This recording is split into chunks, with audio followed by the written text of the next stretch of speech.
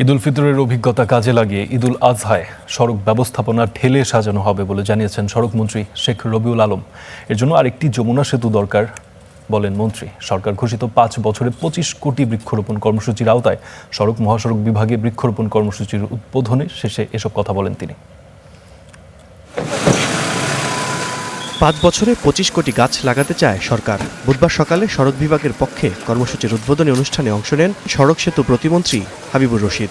জানান, দেশ গড়ার অংশ হিসেবে বৃক্ষরোপণ কর্মসূচি নেওয়া হয়েছে।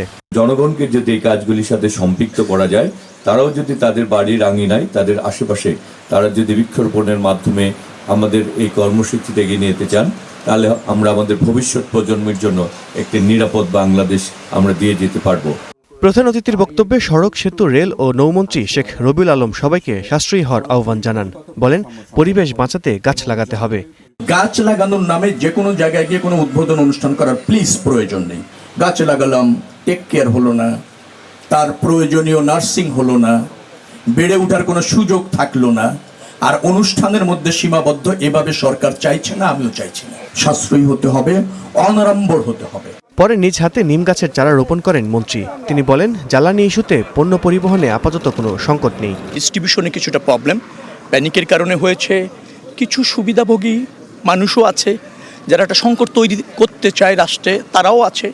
আবার কিছু মানুষ অতি সাবধান হয়ে জ্বালানি সংকট হতে পারে যার জন্য বেশি স্টোর করতে চাইছে। শুধু তাই নয়, গেল ঈদের অভিজ্ঞতা কাজে লাগিয়ে আসছে ঈদে সড়ক ব্যবস্থাপনাকে ঢেলে সাজানোর কথাও বলেন মন্ত্রী। এক প্রশ্নের উত্তরে বলেন, আরেকটি যমুনা সেতুর প্রয়োজনীয়তা দেখা দিয়েছে। স্বীকার করেন মহাসড়কে ট্রাক লরির অনিয়ন্ত্রিত চলাচলের বিষয়টিও। এখন তো 1.5 কোটি মানুষ ঢাকা ছাড়লো, সেখানে 1.5 কোটি মানুষ ঢাকা ছাড়বে, আর 1 কোটি কোরবানির পশু কাছাকাছি ঢাকায় আসবে, অর্থাৎ 2.5 কোটি যাত্রী।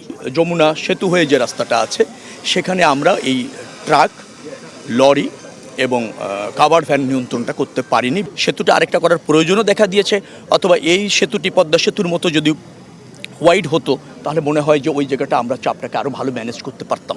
ঈদুল আজহায় সড়কে অনেকগুলো চ্যালেঞ্জ আছে।